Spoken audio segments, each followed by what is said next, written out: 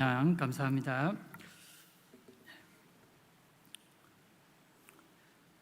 오늘 이 시간에 예수님이 시험 받으신 그런 이유에 대하여 말씀을 나누려고 합니다.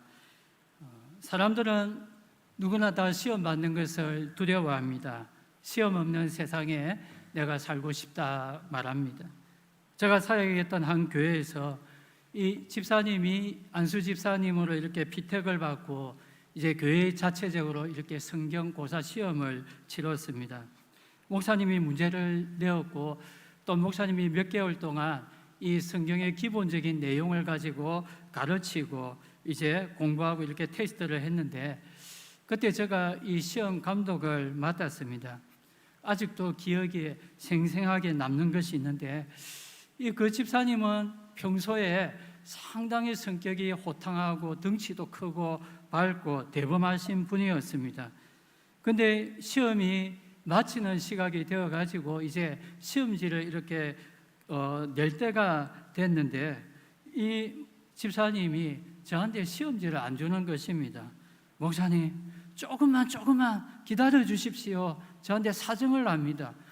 거둑을 나가니까 목사님 20초만 시간을 주십시오. 또 이렇게 하니 그래서 제가 집사님 얼굴을 보니까 온 얼굴이 땀으로 가득 차 있고 또 손에도 땀이 가득 차가지고 손수건으로 닦고 있고 제가 보니까 너무너무 참 애초롭게 보였습니다. 그래서 제가 집사님한테 집사님 그냥 주십시오. 집사님은 무조건 합격입니다. 해가지고 시험지를 그냥 거두가 버렸습니다. 거의 몇십 년 전의 일인데 아직까지 제 머릿속에 저 집사님은 아주 대범하고 호탕하고 이런 분인데도 저 시험에 저렇게 땀을 뻘뻘 흘리며 치는 거 보니까 제 마음에 시험이 참 무섭기는 무서운갑다 그런 생각이 참 많이 들었습니다.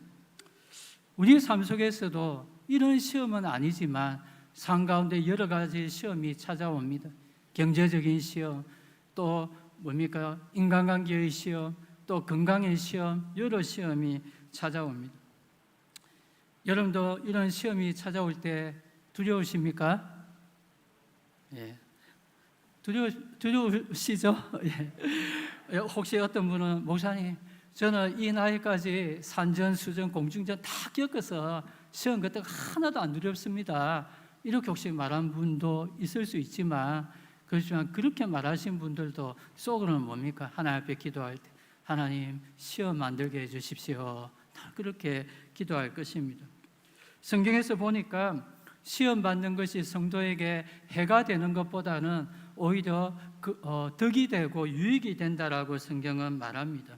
시험을 주는 이유가 우리 성도의 유익을 위하여서 주고 또 우리의 신앙 성숙을 위하여서 주고 또 우리 성도에게 하나님의 축복을 안겨주기 위하여서 이 시험을 주는 것이다 이렇게 말합니다. 성도는 자신 앞에 놓여있는 이 시험이라는 테스트를 잘 통과함을 통해서 하나님이 기뻐하시고 인정하시는 그러한 참 믿음의 신앙인으로 세워질 수가 있는 것입니다. 여러분, 우리가 하나님께 믿음의 사람으로 인침을 받는다는 것은 너무도 중요합니다. 이 인침을 받는다는 것, 그것은 주님께로부터 너는 정말로 참 믿음의 사람이다라고, 너는 참 나를 경외하는 사람이다라고 확정받고 인정받는 그러한 것입니다. 얼마나 귀한 축복입니까? 예를 들면 아브라함이 큰 시험을 치렀지 않습니까? 어떤 시험입니까? 백색 때에 낳은 너무도 귀한 아들을 하나님 앞에 번제물로 바쳐라. 이 시험을 받았을 때 그는 어떻게 했습니까? 하나님, 내가 아내하고 의논해 봐야 되지요. 하나님, 내가 적어도 3, 4일 동안 심사숙고하고 나서 하나님 앞에 답해 드리겠습니다. 이렇게 했습니까? 아닙니다. 그는 아내와 의논하지 않고 이런 새벽 아침 일찍 일어나서 짐을 꾸리고 하나님이 지시하신 모리아 산으로 그렇게 향해 갔습니다. 그 산으로 올라가서도 정말로 칼을 들고 자기의 사랑하는 아들을 죽이려고 했던 것입니다. 하나님은 그 순종하는 그 아브라함의 모습을 보고 뭐라고 하셨습니까? 아브라함아, 아브라함아, 내가 이제야 나를 경외하는 줄 내가 알았다. 그죠? 내가 이제 나를 경외하는 줄 내가 이제 알았다. 예, 하나님은 이렇게 말씀하셨습니다. 그러나 하나님께로부터 인정받는 참 믿음의 사람이 되어졌다는 것입니다. 만일에 그가 이런 순종을 하지 못했다면 그가 믿음의 조상이다라는 이 영광스러운 칭호를 받을 수가 있었을까요? 그가 만인에게 은혜와 축복의 통로가 될 수 있는 이러한 귀한 영적인 복을 그가 받을 수 있었겠습니까? 그렇게 우리도 살다 보면 내 스스로의 힘으로 감당하기 힘든 여러 시험을 받을 때가 있습니다. 그때마다 우리가 힘들어도 우리가 좀 긍정적인 자세를 가지고서 이것을 통해서 하나님이 주시는 은혜가 오겠지라는 이러한 믿음을 가지고 우리가 이 시험을 맞이할 필요가 있습니다. 오늘 말씀을 보면 예수님이 시험을 받습니다. 그 영광스러운 하나님의 아들 되신 예수님이 이 광야에서 시험을 받습니다. 잠시 전까지만 해도 세례를 받으신 후에 하나님께로부터 복된 음성을 들었습니다. 너는 내 사랑하는 아들이요 내 기뻐하는 자다. 이런 복된 음성을 들었는데도 그 예수님께 너무도 큰 시험이 찾아온 것입니다. 예수님의 모습을 보면서 우리는 이런 질문을 할 수 있습니다. 어떻게 예수님이 시험을 받을 수 있느냐? 예수님은 하나님이신데 천지 만물을 창조하신 분이신데 어떻게 우리 인생들과 똑같이 이러한 시험을 받을 수 있느냐? 그것도 악한 마귀한데, 여러분 악한 마귀도 근본을 따져보면 타락한 천사이지 않습니까? 이 천사는 하나님이 만드신 피조물인데 이 마귀에게 시험을 받을 수가 있느냐? 이 질문이 결코 잘못되었다 말할 수 없습니다. 학교에서도 선생님이 학생들을 시험하지 학생들이 선생을 시험하지는 않습니다. 일반적인 생각은 그렇지만 참 아이러니하게도 우리 주님께서 시험을 받으셨습니다. 문자적으로 보면 예수님께서 억지로 이끌려 가지고 마귀에게 시험을 받으신 그러한 것처럼 보여지지만 실제로는 뭡니까? 예수님이 이 성령의 인도하심 따라서 광야로 나가서 자발적으로 이 시험에 순종하면서 받으셨다라는 것입니다. 왜 예수님이 이런 시험까지 받으신 걸까요? 예수님은 시험 받지 않으실 분이신데 왜 기꺼이 이 인생들처럼 시험을 받으셨을까요? 그것은 바로 연약하고 비천한 우리 인생들을 위하여서 자발적으로 이 시험을 받으신 것입니다. 이것은 마치 예수님이 십자가를 지신 것과 같습니다. 어떻게 죄 없으신 하나님이 흉악한 죄인이 짊어지셔야 할 이 십자가를 짊어져야만 했겠습니까? 그건 역시도 마찬가지입니다. 예수님이 우리 인생들을 너무 사랑하시기 때문에 그들을 구원해 주시기 위해서 기꺼이 순종하셨던 것이죠. 예수님의 시험은 믿는 우리에게는 한량없는 은혜와 사랑을 주시는 것입니다. 예수님은 시험 받으심을 통하여서 내가 너희를 능히 구원해 주실 수 있는 분이다.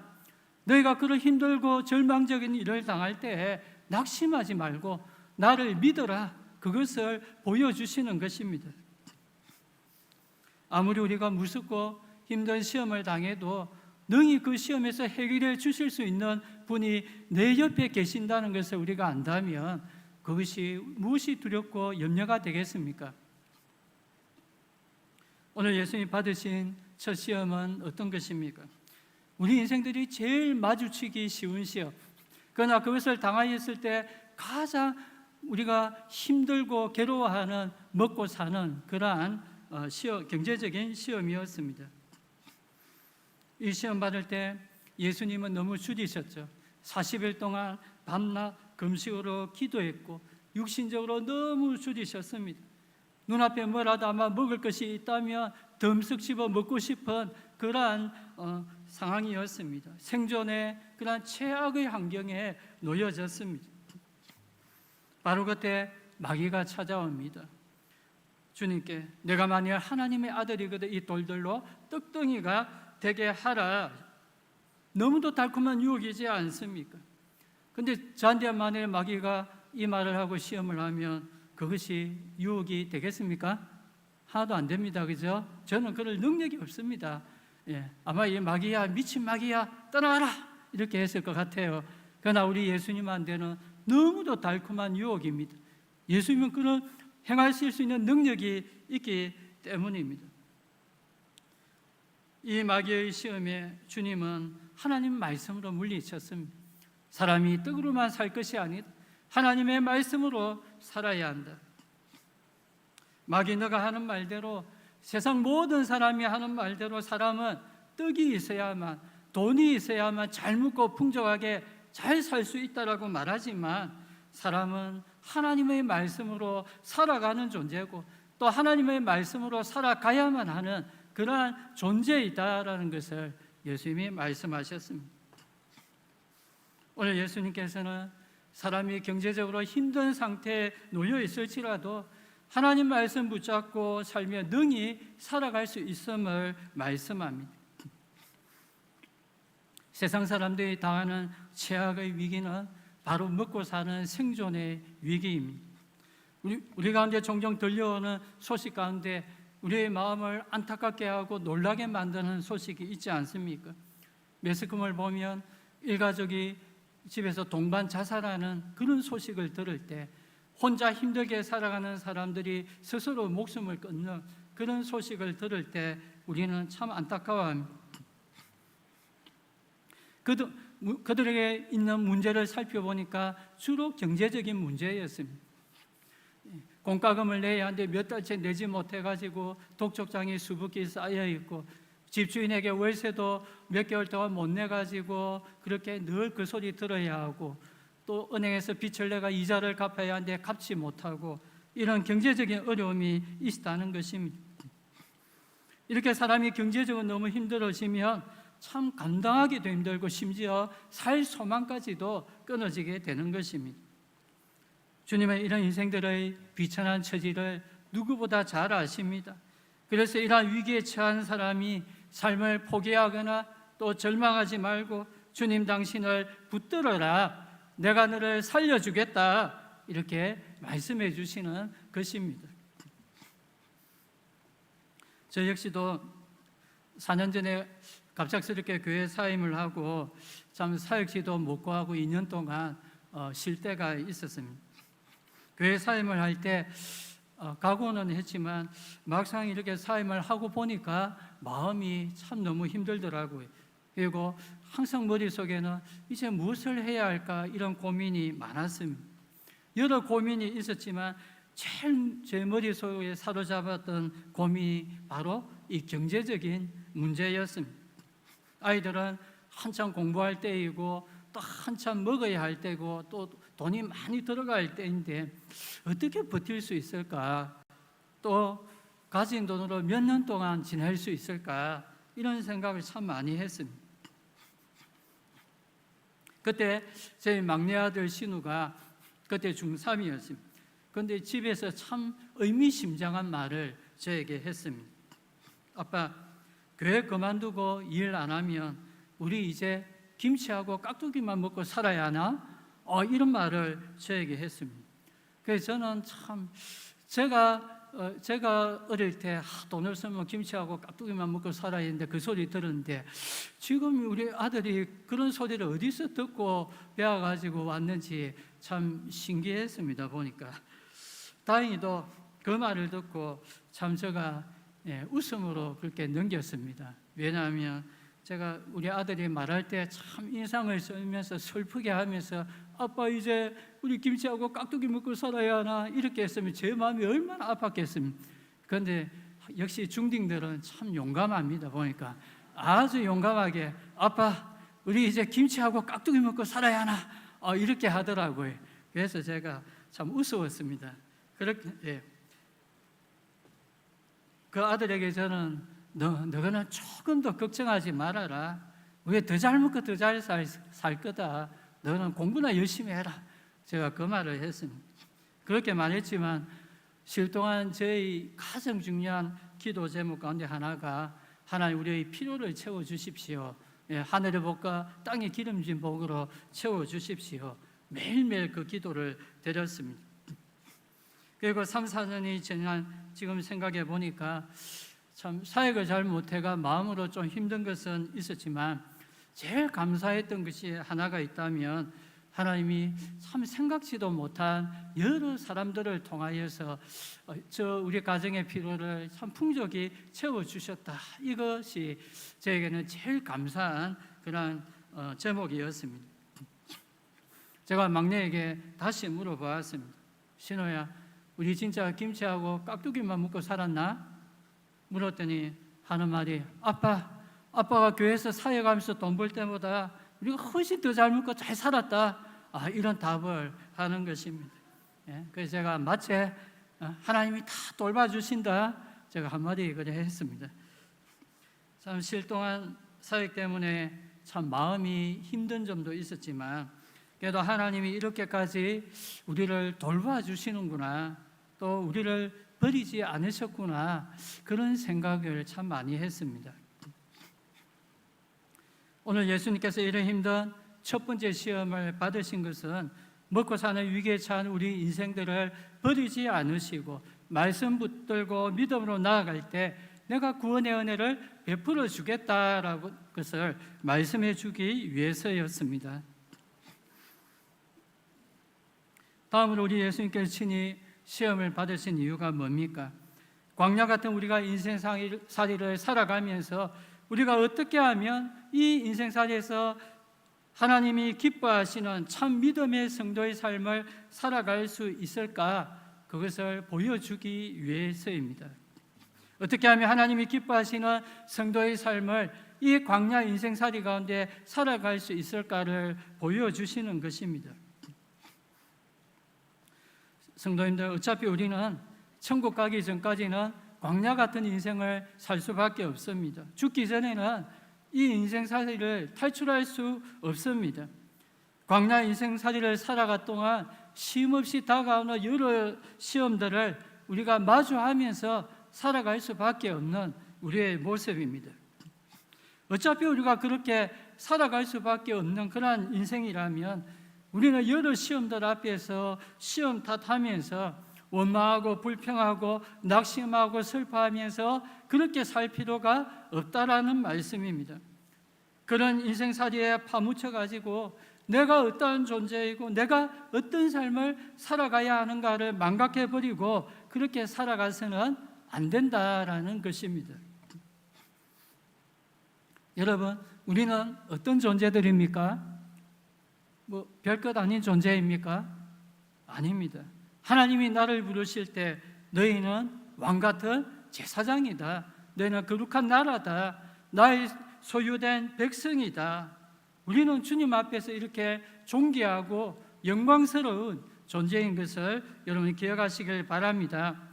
마귀는 늘 하나님이 나의 존재가 이 영광스러운 존재인다라는 것을 잊게 만들려고 여러 시험을 가져다 줍니다.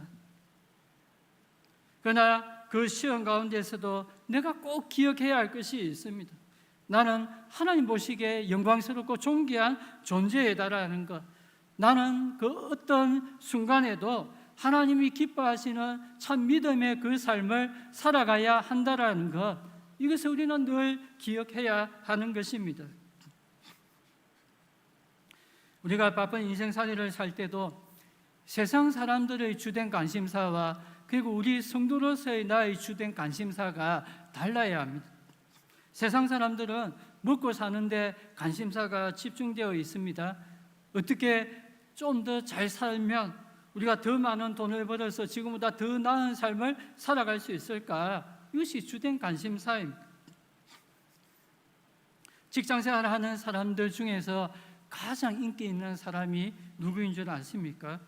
보았더니 동료들에게 돈을 많이 벌 수 있는 정보를 제공해 주는 사람이 가장 인기가 많다라고 합니다.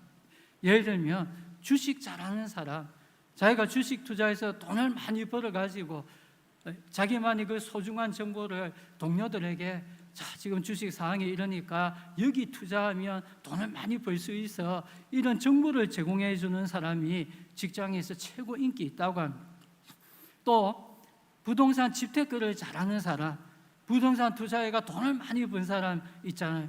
그 사람이 지금 이러한 집을 사가지고 또 조금 가지고 있다가 이때 팔면 돈을 벌 수 있다, 이런 정보를 제공해 주는 사람이 직장에서 제일 인기가 있다라고 합니다. 세상 사람들의 주된 관심사는 돈 많이 벌어서 잘 먹고 사는 것에 관심이 있습니다. 그런데 안타까운 것은 뭡니까? 믿는 성도들조차도 이런 세상 풍조에 휩쓸려 사는 사람이 많다는 것입니다. 세상에서 돈을 버는 것에 모든 관심과 에너지를 집중한 나머지 내가 하나님의 말씀대로 순종하며 잘 살아가고 있는가? 나는 하나님 원하시는 바른 그런 삶의 목표를 가지고서 그렇게 살아가고 있는가? 그것에 우리가 무관심하며 살아갈 때가 있다는 것입니다. 주님이 분명히 말씀하십니다. 사람이 떡으로만 살 것이 아니라 하나님의 말씀으로 살아가야 한다. 주님이 우리 성도에게 진정 바라시는 것은 세상에서 돈 많이 벌고 내가 명예를 얻어가지고 성공하는 그것이 아니라 내가 하나님의 말씀을 붙잡고서 또 하나님이 원하시는 삶을 성실히 살아가는 그러한 거룩한 삶을 사는 것, 그것을 주님이 진정 바라시는 것입니다. 성도의 삶의 원동력은 돈이 아니라 하나님의 말씀이 되어야 합니다. 성도는 돈 때문에 우리가 힘이 나는 것이 아니라 성도는 하나님의 말씀을 듣고서 힘을 내어야 합니다. 혹시 우리 가운데 경제적인 어려움으로 인하여 시험을 당하는 분이 계신다면 그 시험 가운데서도 참 믿음의 성도의 삶을 굳게 살아갈 수 있기를 원합니다. 너무 힘들다고 해서 내가 주님 앞에 나가서 예배하고 섬기는 삶 등한시하지 마시고 그 순간에도 말씀 붙잡고서 믿음으로 살아가십시오. 반대로 내가 하는 일이 너무 잘 되어가지고 내가 너무 바쁜 그런 삶을 살아가고 있는 그러한 분이 계시더라도 제일 중요한 성도로서 내가 하나님의 말씀을 듣고 순종하며 살아가는 그 믿음의 삶을 성실히 살아갈 수 있기를 원합니다.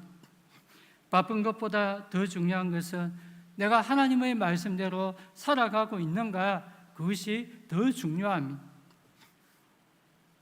오늘 예수님께서 시험 받으신 것은 비천하고 우리 연약한 우리 인생이 당하는 그 모든 힘든 시험을 예수님께서 대신 짊어져 주시기 위해서입니다.